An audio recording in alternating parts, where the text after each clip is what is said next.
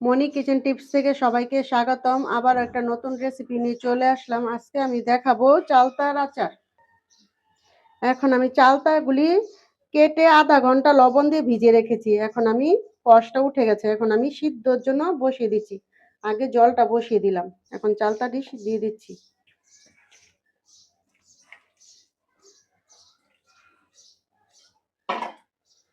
এখানে আমি দিচ্ছি ভিনেগার চালতাটা সিদ্ধ করার জন্য। এখানে দিয়ে দিচ্ছি কিছুটা লবণ। এখন আমি এগুলি ভালো করে সিদ্ধ করে নেব।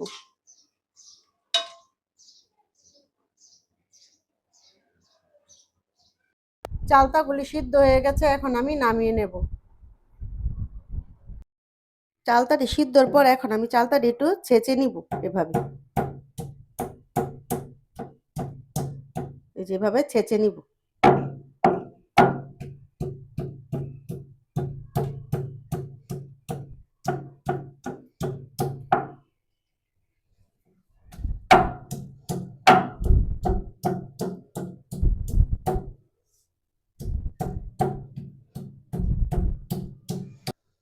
এভাবে চালতাটা একটু ছেঁচে নিয়েছি আমি।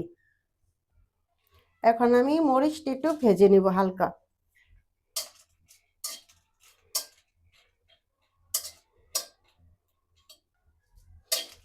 এখন আমি মরিচটি ভাজা হয়ে গেছে, এখন আমি উঠিয়ে নিচ্ছি।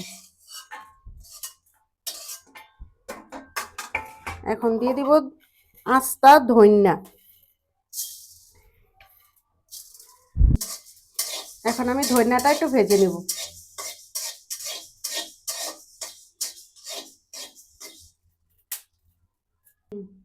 এখন জিরা ভেজে নিব।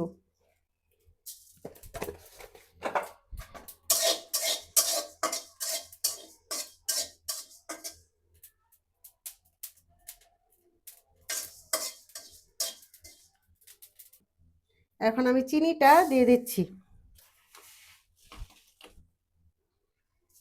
সাথে কিছুটা জল দিচ্ছি।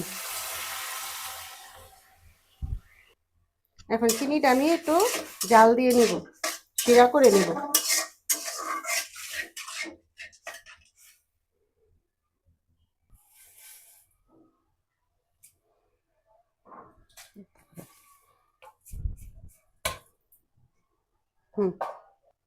এখন আমি মরিচ, জিরা, ধনিয়া এটা আমি একটু পাটায় বেটে নিব।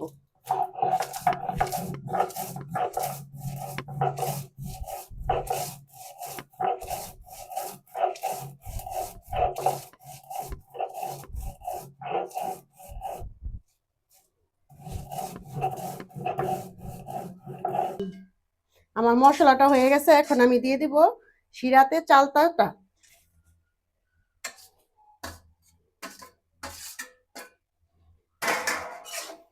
চালতাটা আমি একটু জাল দিয়ে নিব।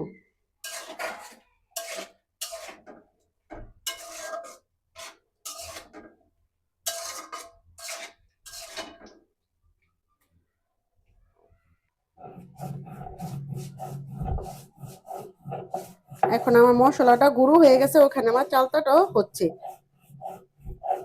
আমি এখন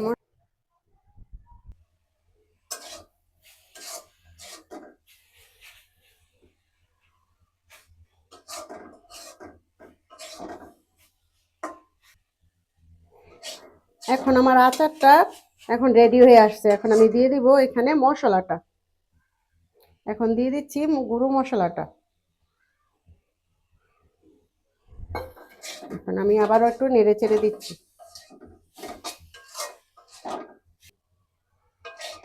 এই যে এখন আমার আচারটা হয়ে গেছে, এখন আমি নামিয়ে নেব। এভাবে একবার বাড়িতে চালতার আচার বানিয়ে খাবেন, আর রোদ্রে শুকিয়ে খেলে 1 বছর পর্যন্ত খেতে পারবেন। আর আমাদের চ্যানেলটি ভালো লাগলে সাবস্ক্রাইব করে দিবেন। ধন্যবাদ।